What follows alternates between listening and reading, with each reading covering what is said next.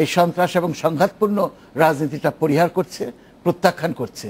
এখন এই জায়গাটায় আমরা একটু অবস্থান নিতে চাই। অর্থাৎ একজন আওয়ামী লীগার সে আওয়ামী লীগ ছাড়তে পারছে না, যদিও তাকে লাইক করছে না, কিন্তু বিএনপিতে যেতে পারেন না বলে তিনি আওয়ামী লীগ ছাড়ছেন না। একই রকমভাবে বিএনপি ছাড়তে পারছেন না আওয়ামী লীগে যেতে হবে বলে, কিন্তু মধ্যের জায়গাটা নাই। আমরা সেই মধ্যের জায়গাটা প্রোভাইড করতে চাই এবং একটা সুস্থ রাজনীতির মাধ্যমে দেশে আমরা সুশাসন আনার ইচ্ছা প্রকাশ করেছি আমাদের এই ইশতেহারে। সেটা কিভাবে? আপনি কোন নিবন্ধিত রাজনৈতিক দল নিবন্ধনের বিপক্ষে? I will knock down this নিবন্ধন বিজনেস। বিকজ কিভাবে? কিন্তু অনেকে তো অভিযোগ করেন। কিভাবে আমি বলি কিভাবে, বিকজ দ্য রিট অ্যালাউজ, যার জন্য আমি রুল পেয়েছি যে কনস্টিটিউশনের পরিপন্থী কোন subordinate law, if that is in contravention of the constitutional provision, that is the সর্বোচ্চ আইন, তাহলে সেটাকে নকডাউন করার প্রভিশন আছে। কিন্তু অনেকে অভিযোগ করেন যে দেশের এরকম একটি সময়ে আপনার এরকম 26টি দল নিয়ে একটি জোট করার পেছনে অন্য কোনো কিছু আছে? কোনো কিছু নেই, শুধুমাত্র পাওয়ারে যাওয়ার একটা ইচ্ছা আছে। পাওয়ারে যাওয়ার একটা ইচ্ছা আছে। কিভাবে সেটা আমি বলি।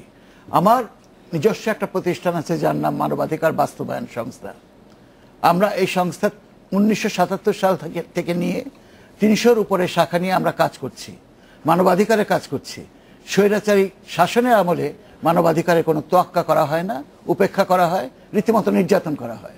আমরা মনে করেছি এই ধরনের মানববন্ধন কিংবা দুই একটা প্রোটেস্ট করে কোনো লাভ হবে না।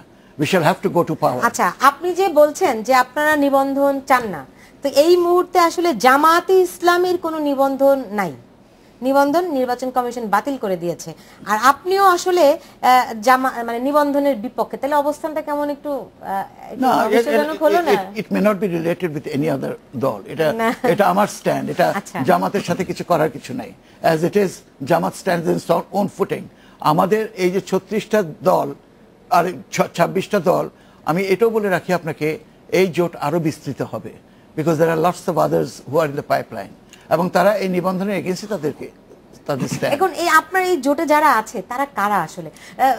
জনাব ভুইয়া, আপনার যদি কোনো প্রশ্ন থাকে আপনি কিন্তু করতে পারেন। আমার অ্যাকচুয়ালি আমার প্রশ্ন নাই, কারণ আমি জোটবদ্ধ রাজনীতিটা মানে মোটামুটি সাংবাদিকতায় 91 সাল থেকে আছি, তো কিছুটা দেখে আসছি। 14 দল আছে। আমার দৃঢ় বিশ্বাস, আমি মোটামুটি দায়িত্ব নিয়ে বলতে পারি যে প্রধানমন্ত্রী শেখ হাসিনা 14টা দলের নাম বলতে পারবেন কিনা, আমি দায়িত্ব নিয়ে বলতে পারি। Same goes to Khaleda Zia, দায়িত্ব নিয়ে বলতে পারি যে 20 দলের নাম উনি বলতে পারবেন না ঠিক মতো। নাজমুল হুদা সাহেব 26টা দলের নাম যদি বলতে পারেন, I will give full credit to him. Fine, কাগজ বের করেছে কিন্তু ঠিক আছে, কিন্তু বাস্তবতাটা কি? আমি যে সাদা চোখে দেখি, আমি রাজনীতি তেমন ভালো বুঝি না। একটা জিনিস আমি বুঝি, সেটা হচ্ছে বাংলাদেশের রাজনীতি দুই নেত্রী ঘিরেই ঘুরপাক খাচ্ছে। তারা ভালো করুক কি খারাপ করুক, নাও ব্যারিস্টার হুদাস কন্টেনশন ইজ এখান থেকে বেরিয়ে আসতে হবে। সময় বলবে, কারণ অনেক চেষ্টাই তো হয়েছে, আমরা দেখেছি। বেরিয়ে আসবেন আপনি এমন কি মানুষের সামনে দিতে পারবেন যার ফলে মানুষ আপনার উপর আস্থা রাখতে পারবে? আমি যদি একটু 30 সেকেন্ডই করতে পারি, সেটা হচ্ছে আমাদের রাজনীতির যে সমস্যাটা আমি দেখতে পাচ্ছি, সেটা হচ্ছে আমরা মুখে বলি রাজনীতি মানুষের কল্যাণের জন্য, বাট আমি বুঝতে পারি না আসলে রাজনীতিটা কিসের কল্যাণের জন্য, মানুষের কোন কল্যাণের জন্য। যেই অ্যাজ উই স্পিক যেই রাজনীতি হচ্ছে, এটা মানুষের কোন কল্যাণে হচ্ছে। এখন ভবিষ্যতে কি হবে না হবে, I am too small for that, কিন্তু একটা জিনিস আমি বুঝি যে এই জিনিস বেশি দিন চলতে পারে না। There has to be a solution. Absolutely. has to be. আমি এখানে একটু তুমি কিছু প্রশ্ন করবে? হ্যাঁ, আপনি বলেন। জি, আপনি বলেন। আমার একটু বলবার যেটা হলো যে এই পরিস্থিতিটা আসলে আর নেওয়া যাচ্ছে না। এই দেশটা আমাদের দেশ সকলের। হ্যাঁ, এটা কোনো একজন ব্যক্তির নয়, কোনো একটি দলের নয়, কোনো রাজনৈতিক দলের নয়। এই দেশের সকল মানুষের দেশ বাংলাদেশ, এবং অনেক রক্তক্ষয়ের, অনেক রক্তের বিনিময়ে দেশটা আমরা অর্জন করেছি। দেশের মানুষ অর্জন করেছে, সবাই যুদ্ধ করেছে, এবং সেই দেশের মানুষের বিরুদ্ধে আজকে নাশকতা হচ্ছে। আমার তো মনে হচ্ছে কোনো আন্দোলন হচ্ছে না, জনগণের বিরুদ্ধে যুদ্ধ ঘোষণা। মারা যাচ্ছে কারা? বিভিন্ন বাসের চালক, অটোরিকশা চালক, তারা বার্ন ইউনিটে পড়ে আর্তনাদ করছে, তাদের এক একটা পরিবার ধ্বংস হয়ে যাচ্ছে। এখন আন্দোলন তো এক সময় আমরা ছাত্র জীবনে রাজনীতি করেছি, আমরা 69-এ গণ অভ্যুত্থানে অংশ নিয়েছি, 71-এ মুক্তিযুদ্ধে অংশ নিয়েছি, তার আগে সকল আন্দোলনে তো অনেক পন্থা আছে। হ্যাঁ, আন্দোলন করতে গিয়ে আন্দোলন মানে তো নাশকতা না, বোমা ফেলে মানুষ মারা, যাত্রীবাহী বাসে আগুন দেওয়া, এটা কিন্তু নতুন হচ্ছে না। হ্যাঁ, এই জিনিসগুলো বন্ধ হওয়া উচিত এবং কোন মানে দেশটা জনগণের, এই কথাটা নিশ্চয়ই এটা আসলে সবাই মনে করে যে এগুলি বন্ধ হওয়া, এগুলো আপনাদের কাছে এমন কি আছে যেটা মানুষ আসলে আপনাদের উপর আস্থা রাখতে পারবে? আমি বলে দিচ্ছি, আমি সেটাও বলছি আপনাকে ভেরি ক্লিয়ারলি, আমরা কিন্তু বিরোধিতার খাতিরে বিরোধিতা করতে নামি নাই। আমরা তাহলে কি জাতীয় পার্টির মতো? না, আমরা কিছু ধ্যান ধারণা নিয়ে নেমেছি। আমি মনে করি নির্বাচনটাই হচ্ছে সবচেয়ে বড় ইস্যু এখন, এবং এখন সবাই নির্বাচনের কথা বলছে। আপনারাও কি বিএনপির মতো নির্বাচন চান? আগাম নির্বাচন চান? আমি অবশ্যই নির্বাচন চাই, কিন্তু কখন সেটা ব্যাপার আছে। মানে আগাম, বিএনপি যেমন আগাম নির্বাচন চাই। আমি একটু আনইন্টারফেয়ার্ড বলি, হ্যাঁ প্লিজ। নির্বাচনটা আমরা চাই, আমরা মনে করি নির্বাচনের আগে কিছু প্রক্রিয়া গ্রহণ করা উচিত, কিছু বিধান সংযোজন করা উচিত, যেটার মাধ্যমে নির্বাচনটা সুষ্ঠু এবং অবাধ করা যাবে।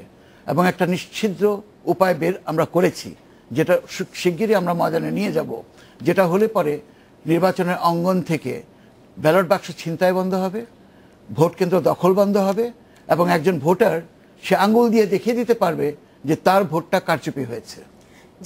এবং এটা যদি আসে, এটা আসলে পরে যে সুষ্ঠু এবং অবাধ নির্বাচনটা হবে, সেটা সত্যিকার অর্থে জনগণের সরকার। নিশ্চয়ই আমরা আপনার সেই বিষয়গুলি দেখার অপেক্ষায় থাকবো। জনাব ফরিদ হোসেন, খুব সংক্ষেপে এই অবস্থা থেকে আসলে উত্তরণের কি উপায় আছে, খুব সংক্ষেপে যদি একটু বলেন। একটাই উপায় আছে, সেটা হচ্ছে যে আরো কয়েকদিন সময় যেতে দেন, তারপরে বিএনপি বা যারা এটা করছে তারা মানে ক্লান্ত হয়ে পড়বে, এবং ততদিনে মানুষ আসলে যে সমস্ত প্রাণহানি হচ্ছে এর দায় দায়িত্ব আসলে কে নেবে এই প্রশ্ন রেখে করছে তারাই নিতে হবে। বেগম খালেদা কেউ তো সেই দায়িত্ব নিচ্ছে না, আমাদের রাজনৈতিক দলগুলো আরো দায়িত্বের কথা তো বললেন, বেগম খালেদা জিয়াকে নিতে হবে, কারণ তার আন্দোলনের সময় এটা হচ্ছে, তাকে নিতে হবে। আচ্ছা, আমি আপনাকে একটা ছোট্ট প্যারাগ্রাফ পড়ে শোনাই। সময় খুব কম, 2 মিনিট না, আপনি 20 সেকেন্ডের মধ্যে বলুন। দেখেন, আমরা উপলব্ধি করছি দেশের জনগণ একটি মধ্যবর্তী নির্বাচনের মাধ্যমে দেশের বিরাজমান অস্থির পরিস্থিতির অবসান চায়, কিন্তু আমরা দৃঢ়ভাবে বিশ্বাস করি বর্তমান প্রেক্ষাপটে কোনো নির্বাচনী অর্থ হবে না যদি নির্বাচন প্রক্রিয়া ব্যবস্থায়, বিশেষ করে ভোটার তালিকায় ভোট প্রদান প্রক্রিয়ায় স্বচ্ছতা না আনয়ন করা যায়। বাংলাদেশ জাতীয় জোটের এই দুটি বিষয়ে সুস্পষ্ট বক্তব্য রয়েছে এবং প্রস্তাবও রয়েছে। আমরা মনে করি দেশে একটি সুষ্ঠু, অবাধ ও নিরপেক্ষ নির্বাচন নিশ্চিত করতে আমাদের প্রস্তাব ইতিবাচক ভূমিকা রাখবে। 2 জোট নেত্রীর কাছে আমাদের দাবি, আমাদের প্রস্তাবকে কার্যপত্র হিসেবে বিবেচনায় নিয়ে অবিলম্বে জাতিসংঘের সহায়তায় আলোচনার সূত্রপাত ঘটান।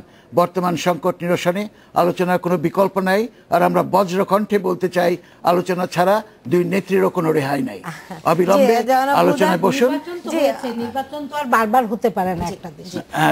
আপনাকে অনেক ধন্যবাদ। আমরা বুঝতে পেরেছি আপনি 2 নেত্রীকে আসলে আলোচনায় বসার আহ্বান জানিয়েছেন। আমরাও প্রত্যাশা করি রাজনৈতিক দলগুলো আলাপ আলোচনার মাধ্যমে সব ধরনের রাজনৈতিক সমস্যার সমাধান করবে, এই প্রত্যাশা রেখে শেষ করছি আমাদের আয়োজন। আপনাদের 4 জনকে অনেক ধন্যবাদ আজকে স্টুডিওতে আসার জন্য। দর্শক, আপনাদেরকে অনেক ধন্যবাদ এতক্ষণ আমাদের সঙ্গে থাকার জন্য। আপনারা সবাই ভালো থাকুন, সুস্থ থাকুন এবং অবশ্যই নিরাপদে থাকুন।